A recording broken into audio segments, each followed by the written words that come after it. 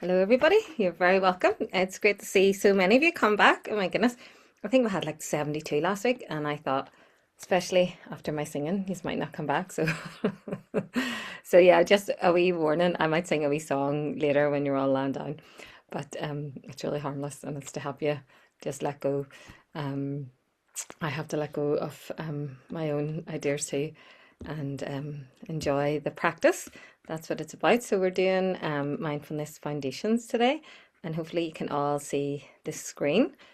Um, and this is half of my face with my teacher taking that hand. And the reason I put this photo up is because it was taken in Stormont in the 17th of April 2012 when he came to Stormont and did a talk for all the important people up there.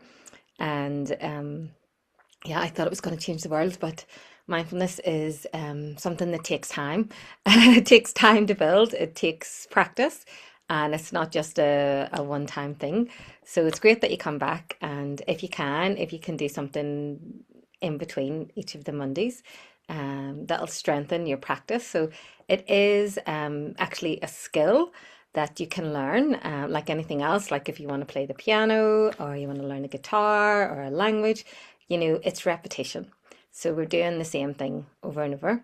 And this is the second session of 5 sessions that I am doing for the libraries on mindfulness foundations.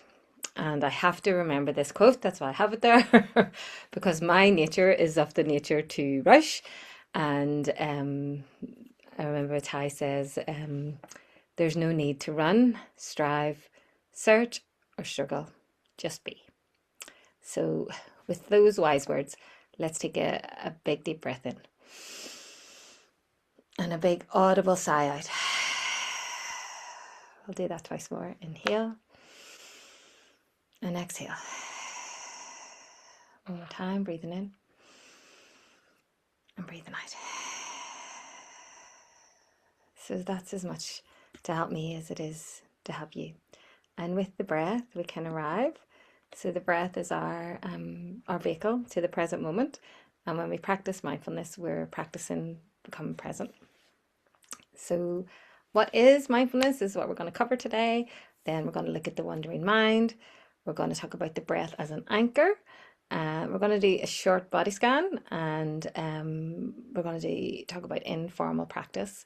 And I will maybe invite some of you to share if you did any practice during the week and how you got on with the informal practice, because I want this class to be as instructive as possible. So there's over 70 people here, so it's not going to be individualized for you, but you can ask certain questions. And I know some people were asking about sleep and different things last week. And really, if you practice, it will help with everything. And also, one of the people who've been coming, Liz, he said that he does the body scan when he can't sleep.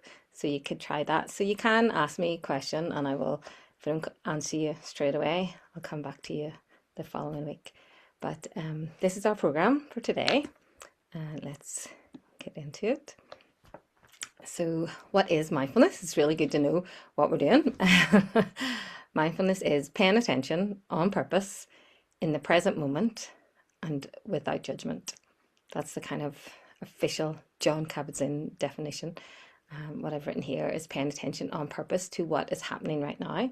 So, right now, you may just be sitting. Maybe you're sitting up in bed. Maybe you're off work sick.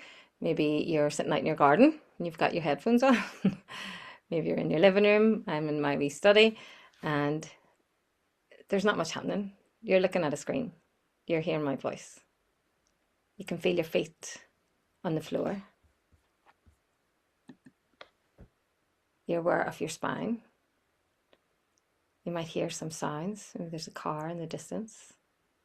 Maybe there's birdsong, dog barking. Just noticing. So we're noticing what's happening in our immediate environment without judging it. It's just what's here right now. So this is the hard part of mindfulness, the without judgment bit. And then it's tuning your senses in to observing, a bit of a pain in the lower back, an ache in the knee, just noticing the sensations, warmth or coolness. And it says here, not thinking about the past or worrying about the future.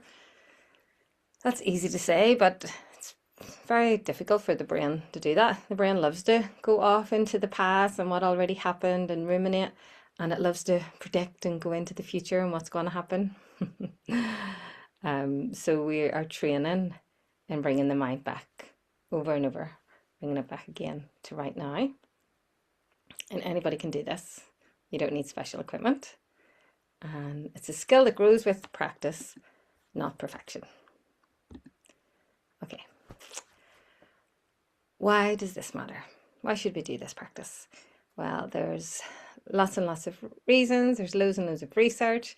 And I would invite you to try it and check it out for yourself. That's the best way, because someone might sing its praises and how wonderful it is and it really, really worked for them.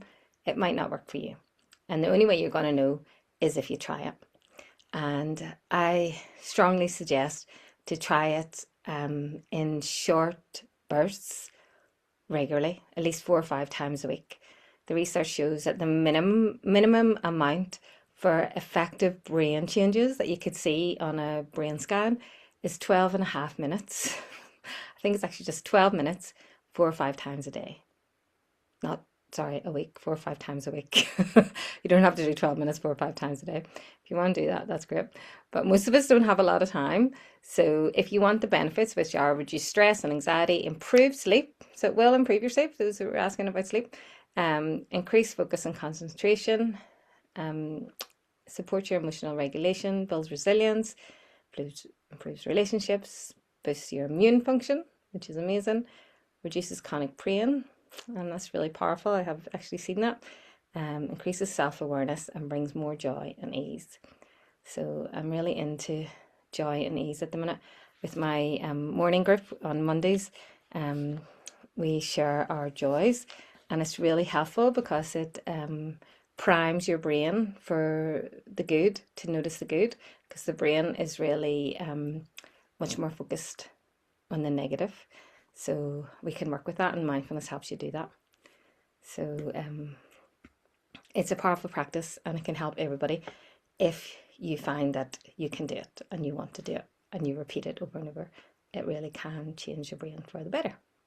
It shrinks the parts of the brain to do with stress, and it increases, that's your amygdala, it increases the parts of the brain to do with critical thinking and stability. It's the prefrontal cortex, which you want to have a strong prefrontal cortex. So mindfulness practice will help that. But it's not a panacea. It's not like a magic wand and it's going to take away all your suffering and it's going to sort out your bank balance and change everything in your life. No, the world is just speeding up all the time. Life is difficult. Suffering is everywhere. So, and we can't stop it. We can't stop the waves, but we can learn to surf. And this learning to surf is really helpful. This is what we do with mindfulness, learning to come back to the breath, learning to breathe. So we get knocked down, but we get up again. And that's what we can do when we have mindfulness. We build our resilience.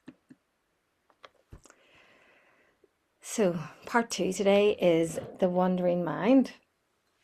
And this is really addressing a big common concern and misconception about mindfulness. People say, Bridgeen, my mind is really busy. I can't do it. And I'm here to tell you, it's not just your mind, it's everybody's mind. It's the nature of the mind to wander. It's called the default mode. So again, this is based on the research which showed, and it's only neuroscience, which is only about 30, 40 years old, only really been able to look into the mind and see what the mind does. And what they found was when the subjects that they had in these fMRI, which is functional magnetic resonance scans, they had these people lying in there and they were getting them to do tasks and they were looking at their brain. And what they noticed was when the people didn't have anything particular to do, the brain was lighting up all over the place. And they thought, what's going on? And they basically came to the understanding that when the mind doesn't have anything to do, it wanders. So this is like your default mode, the default setting. It's like a screensaver, you know, it's just throwing things up. The research shows that the mind wanders almost half the time, and it's completely normal. So while I've been talking, you've probably been thinking about your dinner, about your meeting. Some of you might already be doing something else at the same time. So, you know, the mind is very clever, isn't it? As you can see in my wee diagram here, when we're in work, we're thinking about home.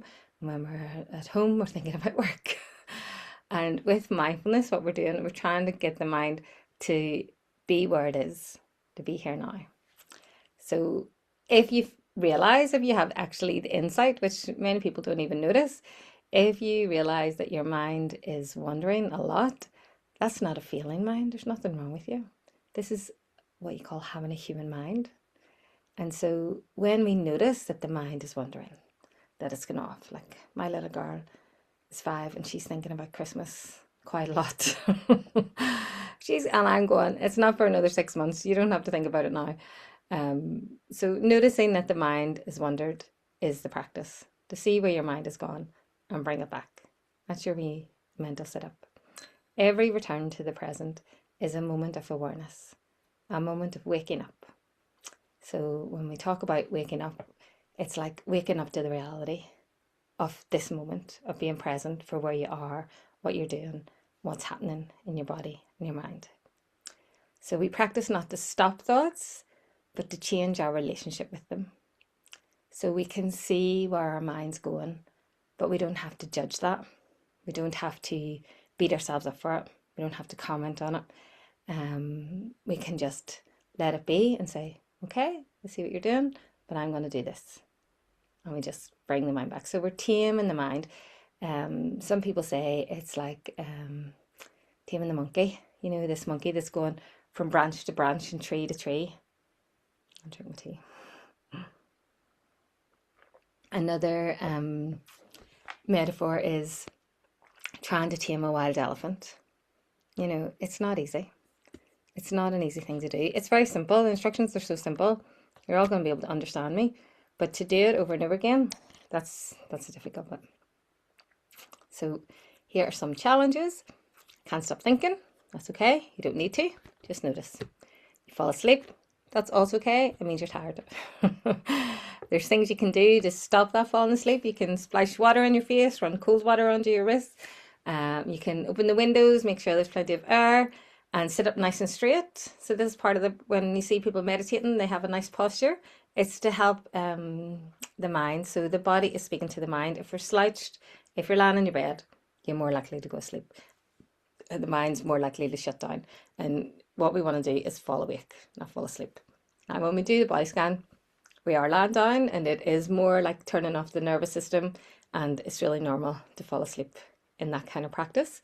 But in the other kind of meditation mindfulness, so mindfulness is always mindfulness of something.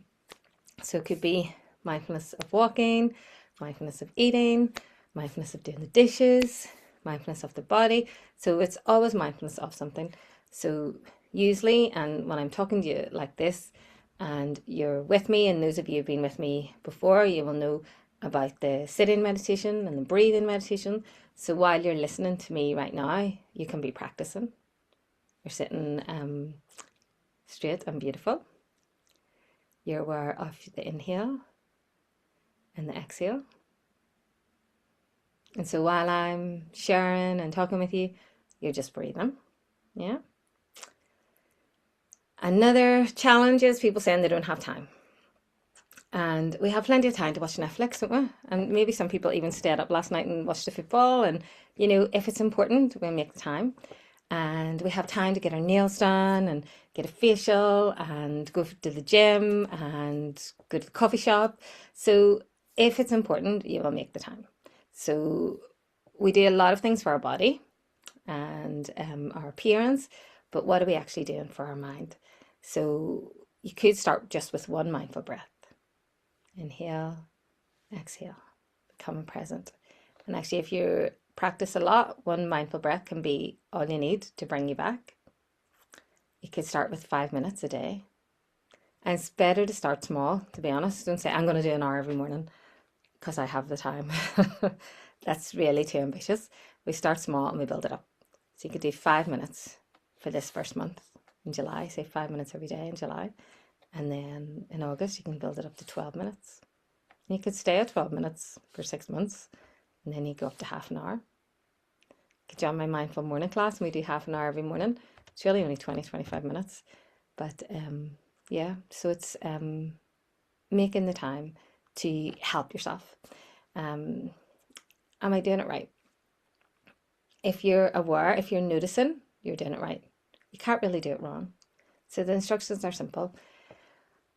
For mindfulness of breathing, we sit down, we follow our inhale, follow our exhale.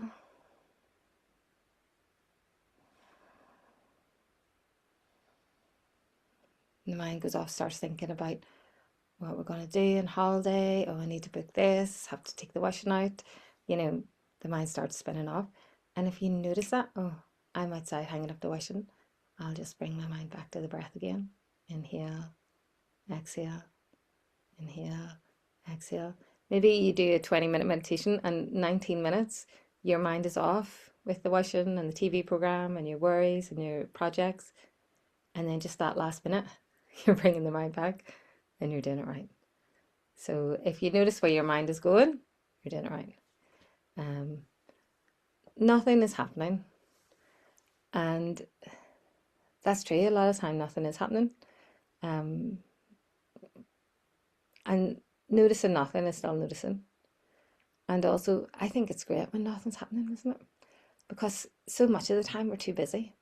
Our minds are full. We don't have any space to think or time to breathe. So maybe you're sitting on the bus. Maybe you're waiting in the dentist or the doctors. Maybe you are in hospital getting an MRI scan. It's not for an experiment. I know someone told me, actually, I think from this group, that they had to go and get some kind of big scan and they took the mindfulness with them. So maybe you're waiting in the queue in Lidl. And I heard someone say, and I thought this was really radical, that they are choosing to go for the longest line in the, in the shopping queues. And I'm like, oh my goodness, because I always look for where's the shortest queue and try and go quickly. But actually, if you want to practice your mindfulness, take the longest queue and enjoy waiting. See if you can enjoy that ability just to step back and not be in a hurry. So noticing nothing and allowing nothing and allowing yourself not to be in a hurry, allowing the mind to slow down a little bit is good. It's like I say to my wee girl, it's good to be bored. It is actually good to be bored. And we hardly ever bored anymore. Sure, we're not. We have all the devices, all the electronics, all the entertainment, 10 million channels. We don't really need to be bored anymore. And actually, our mind needs some time to do nothing. If you think we've evolved from the cavemen who sat around the fire every night and didn't have any entertainment except just sitting there with the stars, that's actually really good for the mind. So noticing nothing, I'd say congratulations. Keep forgetting. That's okay. That's just life. We forget and then we remember. That's actually the practice of mindfulness. The Pali word for meditation is sati, which means to remember. Pali is like the ancient language that they wrote a lot of the mindfulness instructions in. So you forget and eventually you remember. And that's the practice, that's the process. Okay, now we're going to do a bit more practice with you, and I've talked about it. And it's about the breath as anchor. And the handy thing about the breath is it's always here, it's always with us.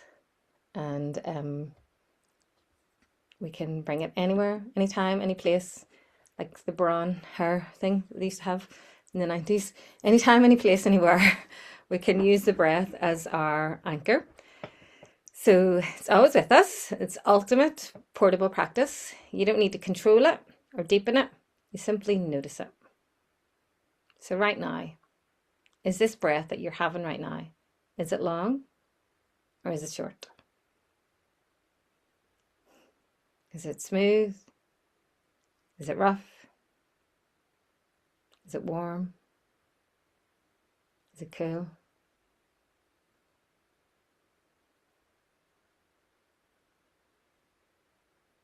Where do you notice it most vividly? Can you feel the breath in the chest, in the upper chest? You feel it in the lungs, expanding. contracting. Maybe put a hand on your chest and I'll help you to notice it. Maybe a hand on the belly. Abdomen rising. Abdomen falling. You might be able to notice the breath at the nostrils. The air cool as it comes in, warm as it goes out.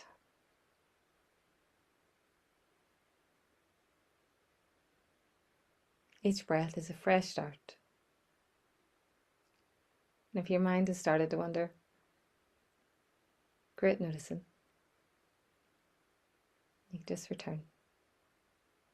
Even one conscious breath can change the quality of the moment. And I know there could be some people here, there's 80 people here now. Maybe someone has asthma, maybe someone has COVID, maybe someone just doesn't like focusing on the breath. So you don't have to use the breath as an anchor. We can use the feet. We can be aware of the sensations in our feet. If this sounds weird to be aware of sensations in the feet, I want you to do this little experiment with me, which will help you feel the sensations in your body and understand what I mean by taking the mind into the body. So we're going to put our hands out in front of us. You can put your hands out like this, okay? Your hands straight out in front like that. I'm going to clap the hands together 3 times really hard. And then we're going to hold the hands out right in front. And I want you to take your mind into the hands. Can you feel heat?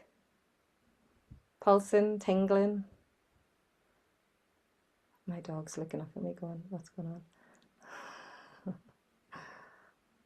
Yeah, so your mind is in your hands right now. And maybe your arms are getting sore from holding them out. Can you feel that kind of tension in the arms? Your mind is in your arms. In the same way, I want you to take your mind down into your feet. The toes cold or warm? Toes touching or apart? Are you in socks, slippers, shoes? Are they tight or pinching? Are the feet in contact with the floor? Just notice. And really, your legs should be uncrossed if you're sitting in a chair. We want to have a nice posture. And actually, we can also pay attention to the seat, to the buttocks, where the buttocks end and the chair begins. Sense of contact or pressure. So your mind is amazing. You can do lots of things right now. You have awareness of your feet, sensations in the feet, the butt, the hands, the breath moving in the body. And again, if it's not suitable for the breath, you can pay attention to sounds. Sounds are another anchor that bring us into the present moment. And I mean the sounds that are happening right now. So you don't need to be in a mountain in the Himalayas. It doesn't need to be really quiet. I'm quite lucky, it's nice and quiet here. But you can be in the busy street, have loads of kids playing outside. Whatever it is, it's the sounds that make up this time of day, in this place, right now. And the sounds can keep you present. With the sound of the ticking clock, the buzz of the fridge, or just the silence, the sound of silence. So you don't need to make a story about the sounds or imagine about the sounds, just allow the sounds. Sounds coming and going. I used to teach on the Armour Road every Thursday night, and it didn't have double glazing. And the sound of the traffic was constant. But it was a bit like the waves in the end. Quite like the sound. Whooshing past, whooshing past. So the sound can become part of your practice. So if you really can't access the breath, access the body sensations, access the sounds. If the breath is good for you, spend time with the breath and do the sensations and the sounds too. You can do lots of guided meditations, and we'll do this in the future as well, where I take you through all these different anchors. But for now, you can start with the one that you find most helpful. And normally for most of us, it is the breath, because it is quite visceral and it's always here. You're never alone when you have your breath. It's always with you. Okay, actually, we're going to do a very short mindful breathing practice now. So again, finding a nice comfortable position, if you can, straight and beautiful. If you really want to lie down, you can do so, because, you know, I don't know how everybody is right now. Some of you might not be in the best of health, so you take care of your own body. The thing that I also like about mindfulness and being a mindfulness teacher is that I do put responsibility onto the person to take care of themselves. So you have a lot of permission.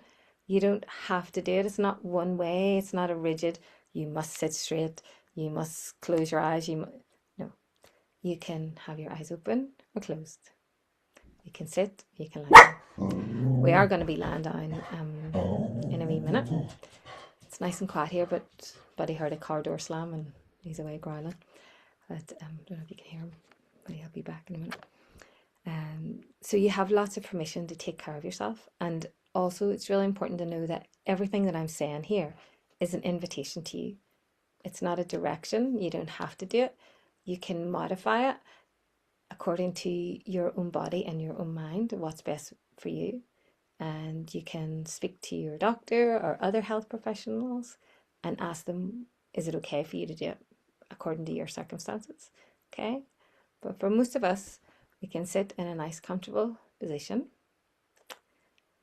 We can bring our attention to the natural flow of the breath.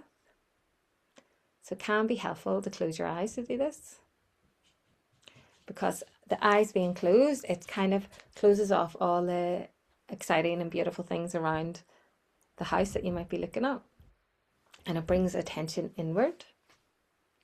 Or if you prefer, and sometimes it's even better, you can keep your eyes open and you don't have to stare at the screen, because that might be tiring.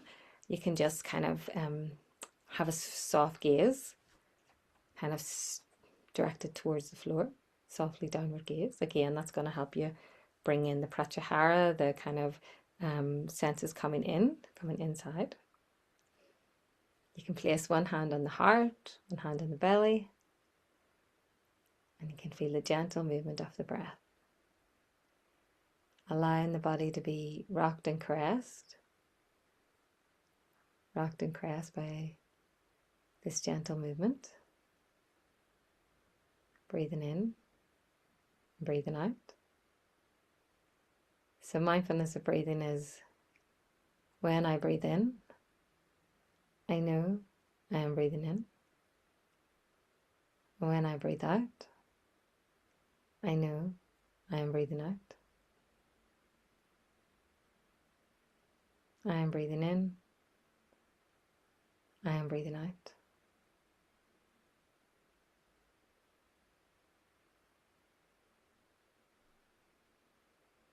So you see, instruction is simple. The practice is more difficult. Your mind might be thinking about tomato soup. Can be thinking about something really interesting, a book you want to write, something important you just remembered. This is what the mind does. The mind is so creative. It will try to do anything to distract you from this practice. So you notice, you can even label and observe where it went, thinking, worrying, planning, daydreaming. If you want, you can note that. But whatever you do, don't judge it. It's just the mind doing what it's designed to do. And we are like little puppies in training. These minds, these puppy minds, these wild elephants, these crazy monkeys. That's what the mind is. And we know now actually the best way to train anybody is with kindness. So just bringing the mind back to the breath, following in and following out.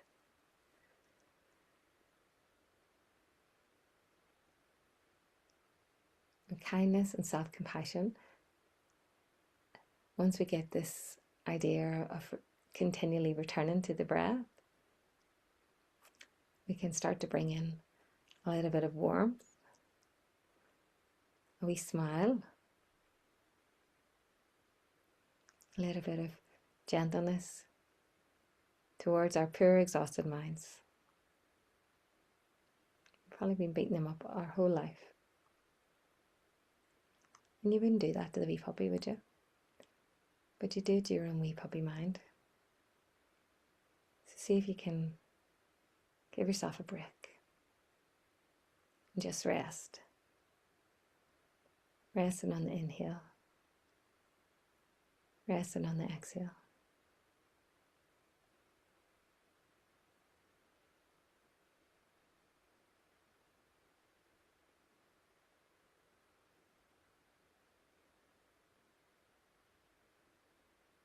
Simply being present, cultivating mindfulness of breathing, coming back over and over. If your mind wanders a million times, just bring it back a million times. The same thing we do with the wee puppy. Over and over. And we can enjoy our inhale and enjoy our exhale. Breathing in, I calm my body. Breathing out, I smile. Dwelling in the present moment. I know this is a wonderful moment. When we sit for a while and there's not much happening, we can realize that actually the fact that I can breathe, the fact that I'm well enough, the fact that there's nowhere to go and nothing to do, and I'm safe right now, even just these few things, I really get this understanding, this moment is a wonderful moment. To sit here online with 80 other people, just sitting and breathing. It's amazing. It's powerful. Breathe in and breathe out. At least 3 times mindfully every time you hear the bell.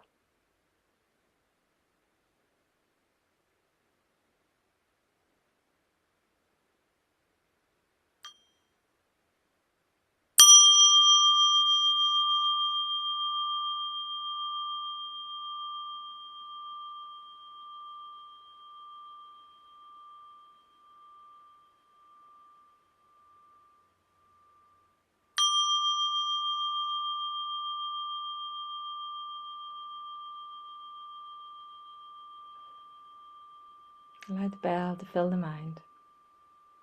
Just listen to the sound and breathe.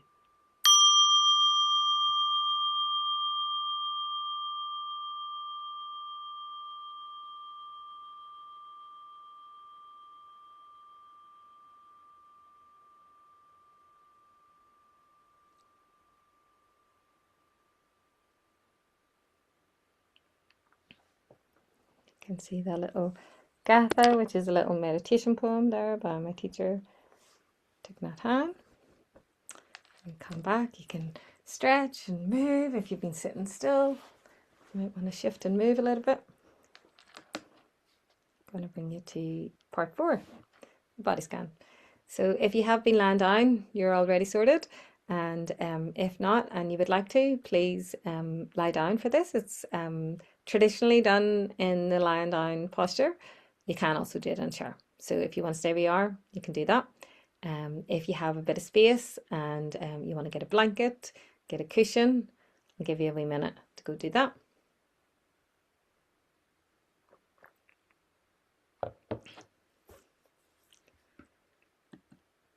If anybody wants to ask anything or share anything with me right now, you can do so. You can put something in the chat. You can unmute. We are being videoed today, but you can have your camera off. If you want to ask me anything before we go to the next section here, please do that. I'm giving people a chance to lie down.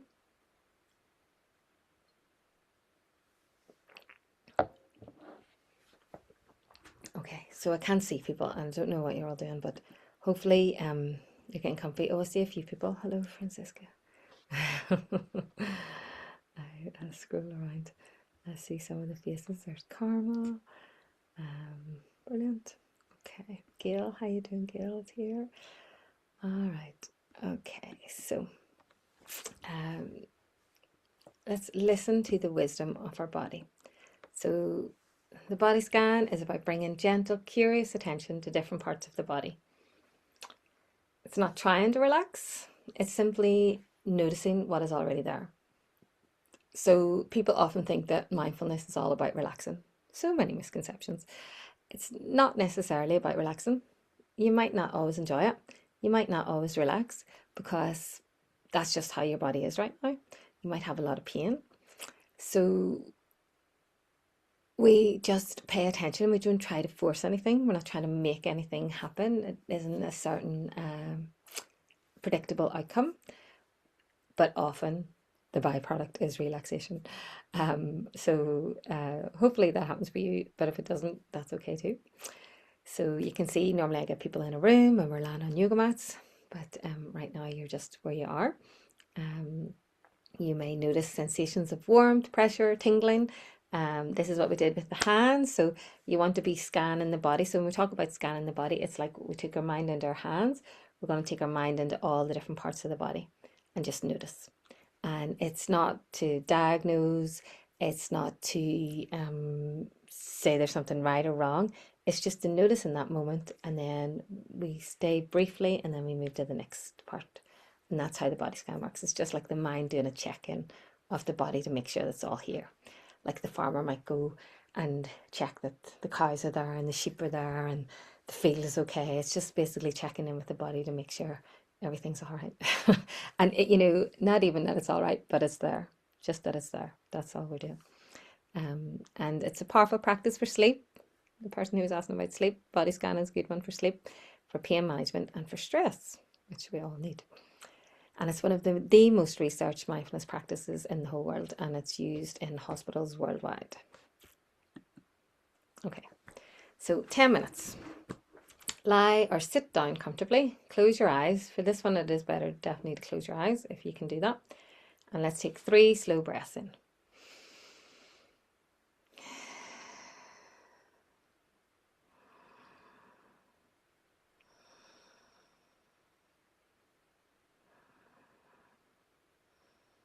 We're going to begin at the top of the head.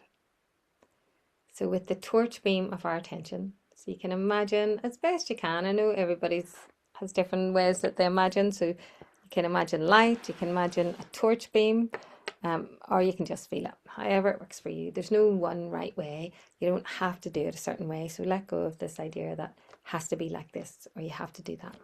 Just do as best as you can. Even any kind of effort at all towards following the instructions the way that makes sense to you is going to be helpful.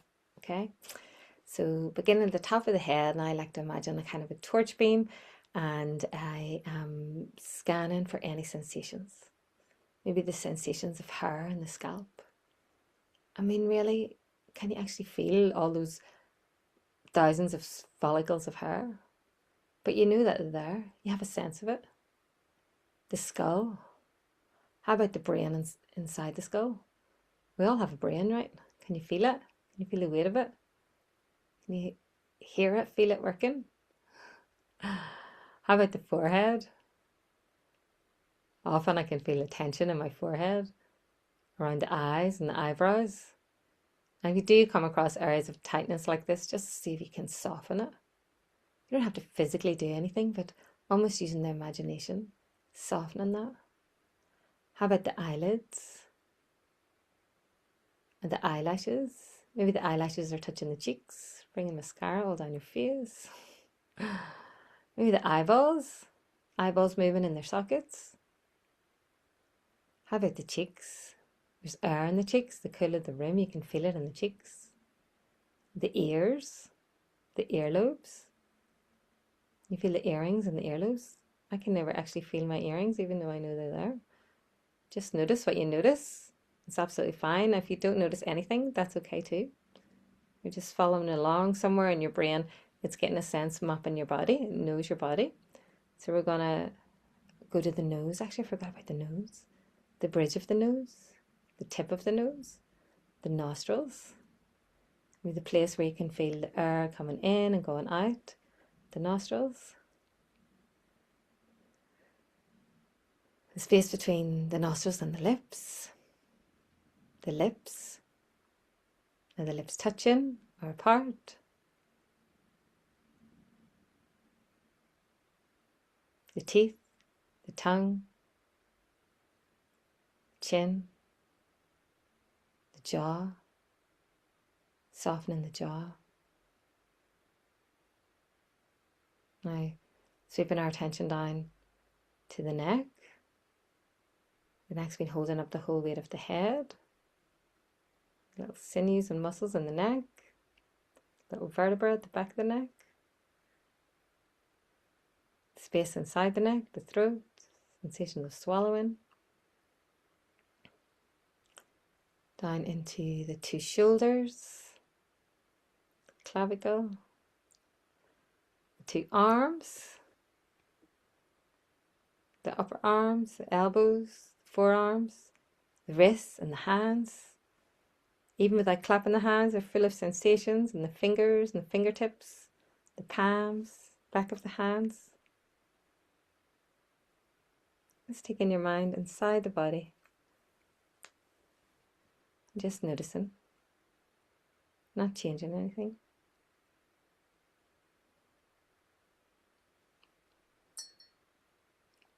Now let's bring the mind into the chest, down the chest, inside the chest, the heart, the lungs, the belly, all the internal organs held here.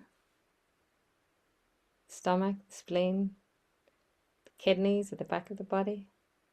How about the back of the body? Back of the lungs, back of the rib cage, the spine, the lower back. You often find tightness or tension here. Just noticing. How about the hips, pelvic girdle? We're not making any judgments.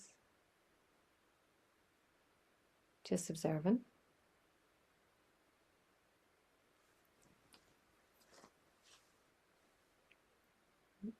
The thighs, the thigh bones, the longest bones in the body, quad muscles, heaviness or lightness, the knees, lower legs,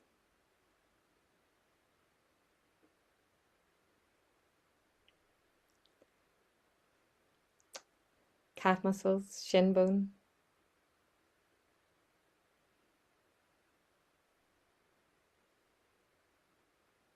the ankles, important bony joints of the body. Are there any sensations in the ankles? The feet, the heels, soles of the feet, top of the feet, big toes, little toes, toes in between. Just noticing what you notice. You've now scanned through the whole body. The whole body is present and complete. The whole body is here. Lying on the floor. Sitting in the chair. Breathing. And for a few moments we'll do some imaginative breathing. We're just using our imagination as best we can. We'll imagine that we have a blowhole, like the blowhole of a whale, at the top of our head. And we're going to bring the air down through the head and face and neck, in through the two shoulders, two arms and hands. Bring this air down into the chest, the abdomen, the back of the body, the hips, the thighs, the knees, lower legs, ankles, and feet.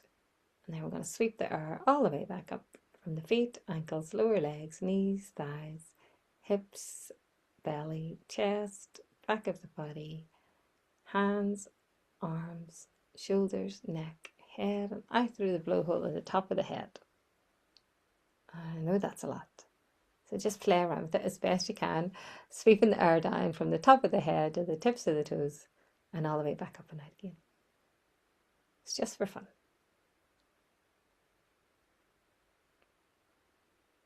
Just noticing and breathing, and you can breathe the way it suits you. Don't forget to breathe. There's no right or wrong.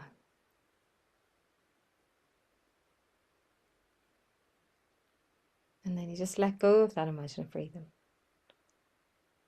Just return the breath its own normal, natural rhythm without any effort.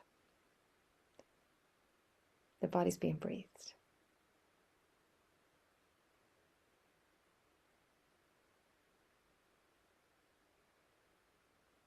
Breathing in, I go back to the island within myself.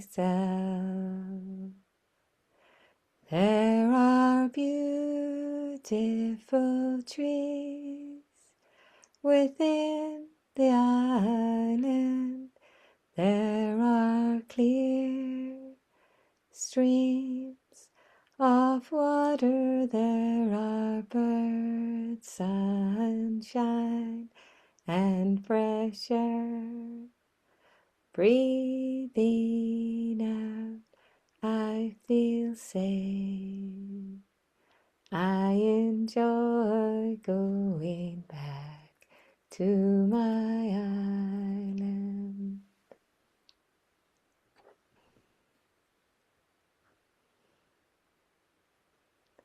So we can enjoy resting in this safe island of mindfulness.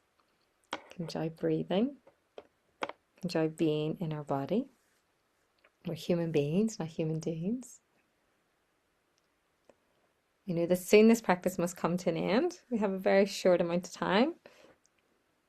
There's so much to share with mindfulness. So many different practices. So we can just enjoy this moment right here, right now. I'm going to start to reintroduce some movement back into the body. You can wiggle the fingers, wiggle the toes. You can shift and move whatever way you feel a need to.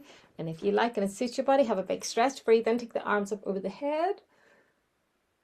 Point the toes away and then exhale, sigh, yawn, let it go. And again, if it suits your body, you can do this one more time. Breathing in, stretching the arms up over the head. And when you exhale this time, if it suits you, bring your knees into your chest, hug the knees into the chest, rock the small of the back into the floor, side to side.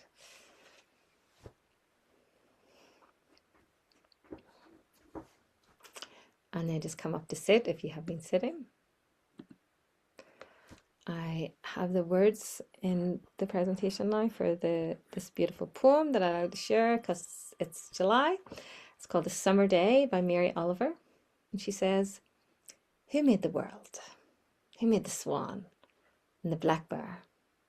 Who made the grasshopper? This grasshopper, I mean. The one who has flung herself out of the grass. The one who is eating sugar out of my hand. Who's moving her jaws back and forth instead of up and down. Who's gazing around with her enormous and complicated eyes. Now she lifts her pale forearms and thoroughly washes her face. Now she snaps her wings open and floats away. I don't know exactly what a prayer is. I do know how to pay attention. How to fall down into the grass. How to kneel down in the grass. How to be idle and blessed. How to stroll through the fields. Which is what I've been doing all day. Tell me, what else should I have done? Doesn't everything die at last and too soon? Tell me, what is it you plan to do with your one wild and precious life? Tell me, what is it you plan to do with your one wild and precious life? And that's such a famous line because there's so much truth to that. We have such a wild and precious life, and yet we spend a lot of time in unnecessary stress and worry. So mindfulness is bringing us back to this moment of peace. This moment is a wonderful moment. This moment, we're all okay. So it's not just about these formal practices that we did in very short bursts today. It's also about doing little things as we go about our day-to-day life. And all of these little micro moments, each time that you bring mindfulness into whatever it is you're doing, you're strengthening your mindfulness muscle. You're adding to that neural pathway in the brain that's going to help you to keep coming back to the practice. So you can drink your tea or your coffee very mindfully. Slow down and use all your senses. Smell it, feel the heat of the cup. Drink it slowly. Actually taste it. You can do mindful walking. You can go from the house to the car and you can take mindful steps. You can take a bit of your dog walk and do mindful steps. So we can talk about mindful steps again. I also have an audio track of mindful walking that will help you. It's only 8 minutes. You can do mindful listening. So I'd say a lot of you have been doing that this morning. So you're paying attention to what the other person is saying without having to have a response. And if you can do that for people in your life, it's a real gift. So you can choose one person and you can say, I'm going to be a mindful listener for this person this week, and see what changes in that relationship when you do that. Mindful eating, just like we did with the tea, we can pay attention to the look, the smell, the taste, eat slowly and savor the food. So even in like an expensive restaurant, most of us really only taste the first bite and then we're inhaling it. So it's about slowing down, enjoying every bite and stopping, observing, taking a breath, and then proceeding. Drink your tea slowly and reverently, as if it is the axis on which the earth revolves. Slowly, evenly, without rushing toward the future. So, and I wanted to give some space. We have a few minutes. I want to hear from you if you did this, because this is the same homework we had last week. Did you do your mindful activity? And this is the same homework again. I'm going to give you this for the next 5 weeks. Actually, I won't be here next Monday because it's the 12th, so we're off. But I'm also going to be in France. But the Monday after, so you can do this for 2 weeks. And build gradually. Yeah, don't try and do 2 things. Just pick one thing every week and say, I'm going to do this as my mindful activity. And be kind and patient with yourself. Remember, that is the quality of mindfulness. It's not just in the doing or getting it right. It's actually about being kind. And especially when you don't do it, especially when you forget, don't be beating yourself up. It's a practice, not a performance. And every moment of noticing is a moment of practice. This is my free tracks that you can get on Insight Timer, which is an app. It's also a website. So people always ask me in the comments about this. But many people here have been using it. It's totally free, and there's lots of teachers on there, not just me. But you can get my voice if you need. Thank you so much.